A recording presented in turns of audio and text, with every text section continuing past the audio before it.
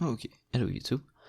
Ça va être l'interface pour trier items multiples que j'ai publié sur mon autre chaîne YouTube. Fait que cette vidéo-là, ça va être juste un guide pour voir à peu près tout comment que ça fonctionne, puis toute la patente.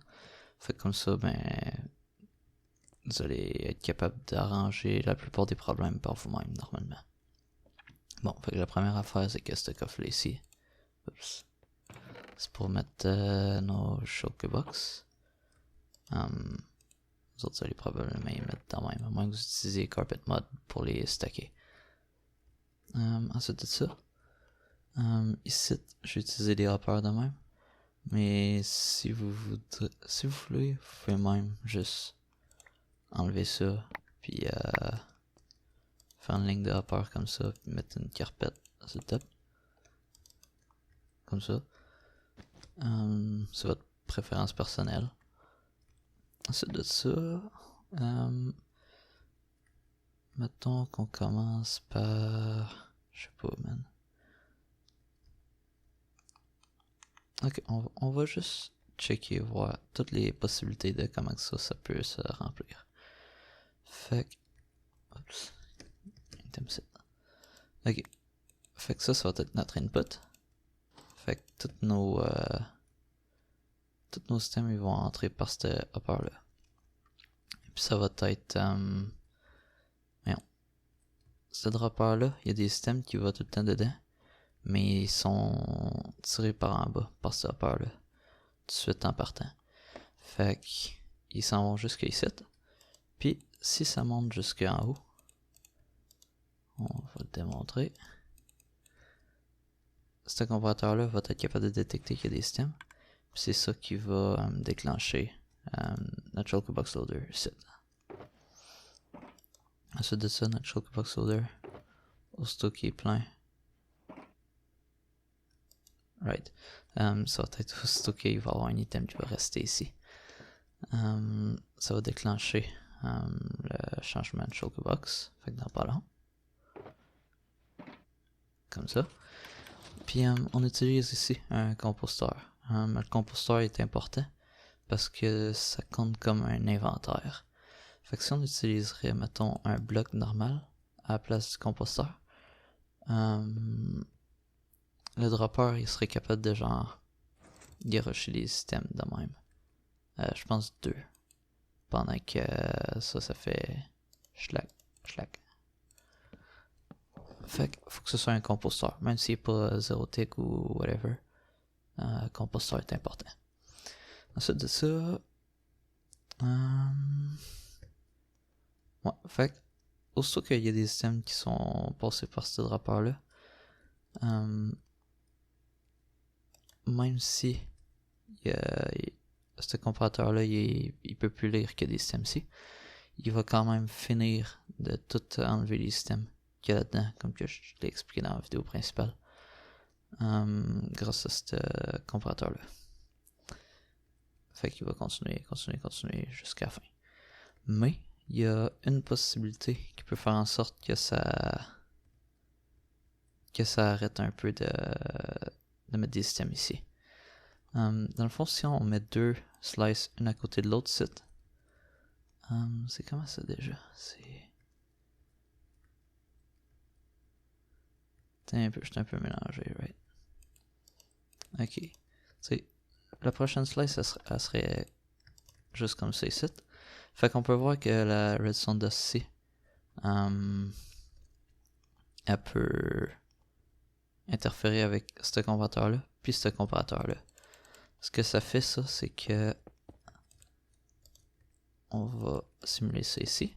Fait que la slice ici, on y touche pas. Mais on sait que ce bloc de redstone-là, il pourrait descendre sur le côté de l'autre slice. Ce que ça donnerait, c'est que ça éteindrait notre shulkerbox loader ici. Sauf que il n'y a pas de danger avec ça. Même si les systèmes ils remontent jusqu'en haut. On va le simuler. Excuse. On va le simuler en rajoutant des systèmes. Fait que là, ça va monter jusqu'à ici. Puis ça réactive notre shulkerbox loader Fait que il y a une interférence entre chacune des slices, mais c'est pas bien grave, ça changera pas la donne de la patente. La seule affaire, c'est que ça va faire attendre un peu plus avant de vider toutes les hoppers en arrière. Ensuite de ça, on a notre switch ici pour pouvoir décider de si on veut garder des systèmes en arrière ici. Un coup que... Voyons. Un coup que tout ça c'est vidé, on est capable de recontrôler ça. Bon. Fait que là, mettons que j'enverrais une coupe d'items. Il resterait ici. Puis là, on est en mode buffer. Fait que... Non, on n'est pas en mode buffer. Ok, on est en mode... comment on appelle ça, ça draine tout le buffer. On est en mode drainage automatique. Ça, c'est contrôlé juste par ce piston-là. Puis ça, puis ça. Parce qu'il faut une façon de pouvoir updater. C'est ici. Parce que... Bah... Un peu, on va le démontrer.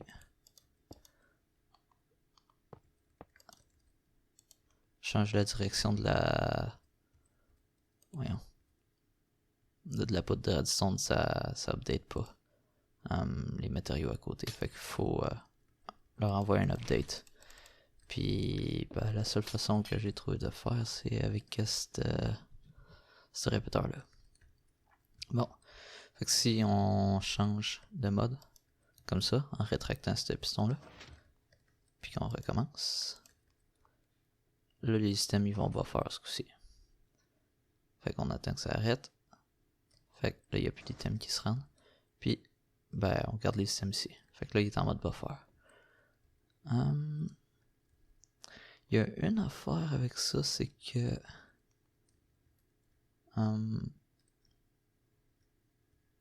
ouais, je sais pas pourquoi vous feriez ça, mais vous pouvez pas rajouter d'items dans le dropper pour pouvoir éjecter Shulker Box. Il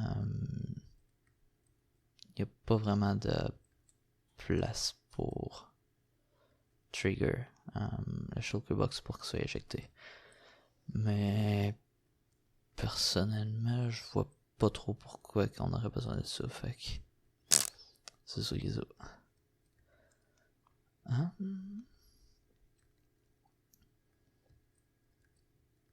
Ça de dessous.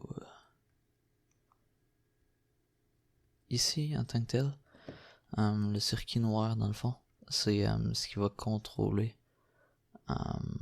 Voyons. Dans le fond, ça va barrer cet hopper-là quand on a détecté un item ici. Ce que ça veut dire, dans le fond, c'est que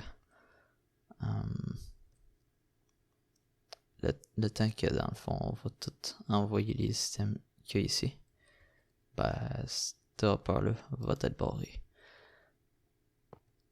Puis, un coup qu'il n'y a plus d'items dans cet hopper-là, cet hopper-là, cet hopper-là, puis ici, ben, ça va le débarrer, puis les systèmes vont pouvoir retourner comme ça. Mais c'est ça, il va y avoir une coupe d'items. C'est genre... Tout ça. Tout ça. Tout ça. Fait que, mettons qu'on envoie un item juste pour trigger ça. Puis qu'on enlève ça. Ben ça prend quand même tout cet espace-là, dans le fond. Dans notre shulker box. Fait que c'est quand même beaucoup d'espace. Mais l'important, c'est que ça prenne pas la shulker box au complet. Fait que tout est beau. Là, j'ai mis des épées, là, mais normalement, ça pourrait faire des stacks de 64 à grandeur. Fait que ça prendrait du temps.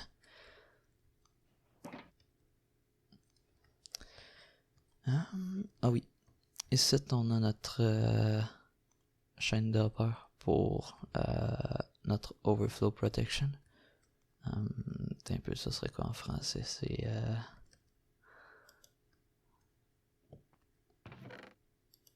Je sais même pas si. Ok. Fait que mettons que tout ça c'est plein. Puis. Tiens un peu. Puis que tout ça c'est plein aussi. Ben, mais qu'on éjecte notre shulker box, on peut le faire éjecter en. Attends, on va écrire ça un bloc site. Bon.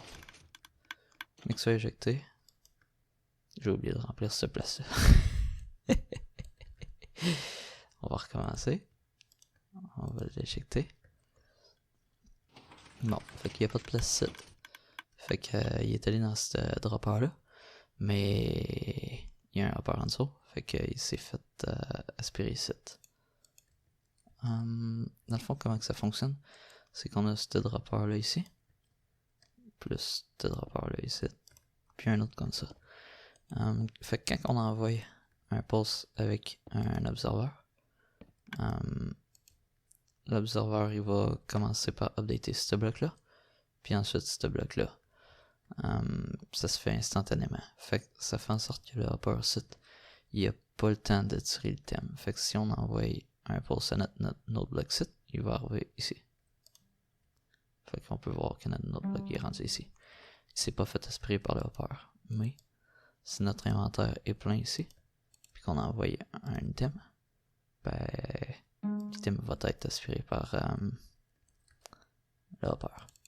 Notre entonnoir. Fait que c'est pas mal ça qui est ça. Oubliez juste pas de... mettons de mettre un bouton ici par exemple. Pour pouvoir rediriger la poudre de redstone.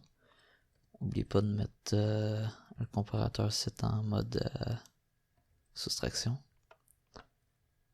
Puis... le reste, ça devrait être assez facile. Fait que c'est ça.